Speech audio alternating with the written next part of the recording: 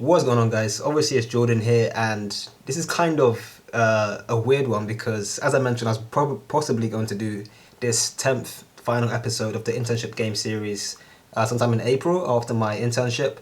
But funny story, obviously, there's a pandemic going on at the moment. I don't want to say it because I don't want this video to not be shown on YouTube. But as a result of that, literally all plans, like everything, literally everything is cancelled at the moment.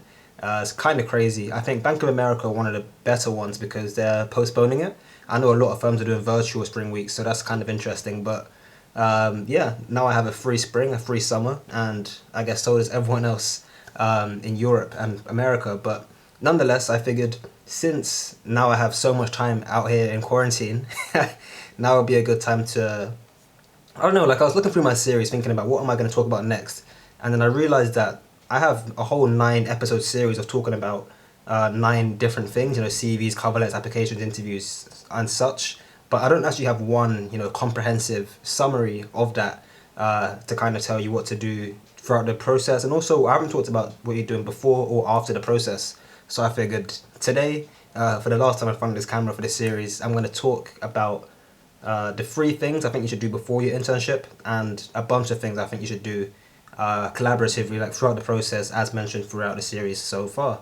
So yeah, but the first thing I think you should do, like way before you're even starting to apply, is going back to my first 2 episodes. Of course, making your CV, building your cover letter, and making sure you know what skills you have. It's very important to kind of know your strengths and your weaknesses going in, because that way you can apply yourself in a way that is suitable for each like division and stuff like that. And then once you have your CV and cover letter sorted, I kind of touched on it just then, but you want to look at what division you want to apply for. You can't just, like in banking, for example, there's asset management, there's credit risk, there's investment banking. In tech, there's software engineering, there's game development, there's so many different things in every industry.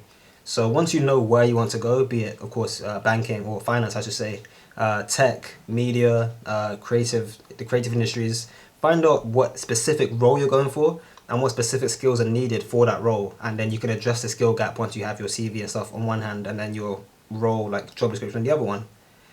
From there, a very important thing you should do is build your network. And people don't really like networking. People always say like it's hard to talk to people from professional, like senior level, or it's awkward, things like that. You don't really know what to ask. But for me, in my experience, networking events are usually, I mean, not even usually, literally every single time I've gone to a networking event, the people that are there for you to talk to, the seniors, the employees, most of them are being paid to be there, or some of them are actually volunteering, so they want to be there. And it's a thing where you don't need to be a well-polished, perfect applicant before you go and talk to them. The whole point is that you don't know anything, and you're going to ask, all of these questions and keep going and find out everything you can from them. So don't be scared of networking. If you don't know what to do, you're kind of scared, like starting conversations, I recommend just going to random things now. Like, when I say random things, I don't even mean networking events. It could be like a party or something. I don't know. It could be like, if you're someone that's going out, be like, look, I'm going to talk to 6 people in a club today just to get used to, starting random conversations and like jumping in midway or leaving early, and just things like that can help your general networking skills. The next thing I would say is get support and help where you can. Like for me, a lot of my friends have already been through the process, and if you don't already know, I already have a video on it as well. Like I failed my first year twice, which means that a lot of my friends are 3rd year, 4th year graduating, and that means that they've all been through the process already. They've all tuned up their series over time. They've all gone to these networking events over time. They all have contacts and resources and things that I can use myself. So of course you don't have to have failed to be in a situation, but there's always going to be someone out there that's a little bit more prepared than you are, and 9 times out of 10 that person's in your circle. So make sure you use that. Make sure you utilize your network that you already have, and then of course, as I said, building your network from there as well. So that's kind of what you want to do before you start your internship, or before you start applying, sorry. Once you actually get into the process, once the applications actually like open up, you want to look at what firms and what industries you want to apply for, and then you want to strategize exactly how you're going to do it. For me, for example, throughout the series, of course, you would have seen that halfway through I started to apply to more engineering opportunities, and that made it difficult for me because a lot of the deadlines had already passed and some of them were coming up, which meant I had to spend a lot of time just, I feel like every time I put the camera on, like some noise it just comes out. Like with engineering, as I mentioned, there are some skills that are good for banking, and then there are some skills that are good for tech, and a lot of these skills a lot of them are transferable, but some of them are more important on one side than the other one. For example, coding. Even though I've done some Python, some C, and some Java, as mentioned on my CV, it's like engineering really like that. When you're applying for tech roles, it's like, oh, you can code, that's good technical knowledge. Whereas if you're applying for consulting, it's not really necessary. It's good to have, of course, like another language as well, for example, is good to have. But these things aren't as important on one side as they are on the other. So you need to have a strategy when you go in. Like as soon as you start, you want to apply early and you want to know exactly what you're applying for, how that position benefits you. Like some of my friends just applied everywhere, like literally any company that was offering internships, they applied for them. And yeah, they got a few and they got a few rejections, but the ones that they got, they said, I don't even want this. I applied for it just so I can have a job, but I don't actually want to work in asset management or whatever. So, I mean, in some capacity, if you need to work, you need the money, it makes sense. But if the skills you pick up in that role aren't beneficial, and if you don't need the money that bad, then don't apply for it. And typically, when it comes to money as well, you can easily just pick up a regular summer job, spring job if you want.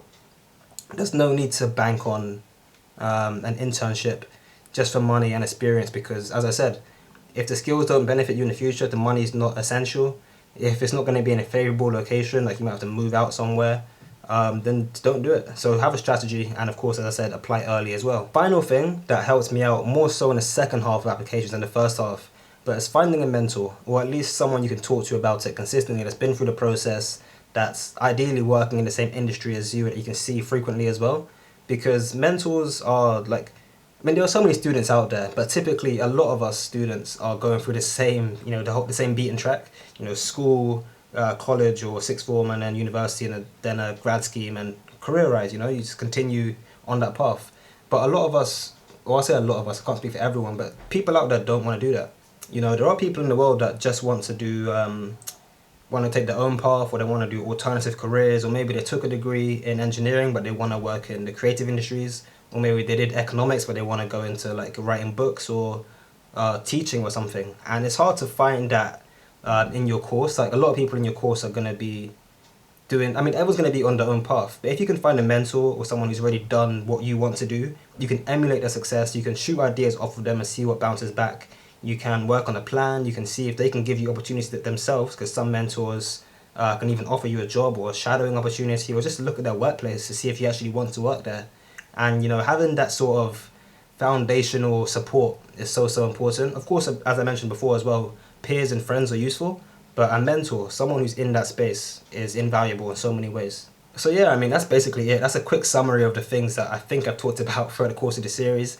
When it comes to finding internships, of course, I've mentioned in previous videos if you want to go back and look at it, but there are so many websites out there. The best thing you can do is to type in internship at this, internship here. Or if you don't even know what firms you want to apply to yet, just go on LinkedIn, scroll through. There are websites like GradCracker, Bright Network. All of them have gone up my head now, which is ridiculous because I literally started a video with them in my mind. But places are out there if you want to use them, and it usually is as simple as Google searching it. I actually realised recently that Westfield in London, they also do marketing and PR internships. It's crazy. Like I never would have thought about it.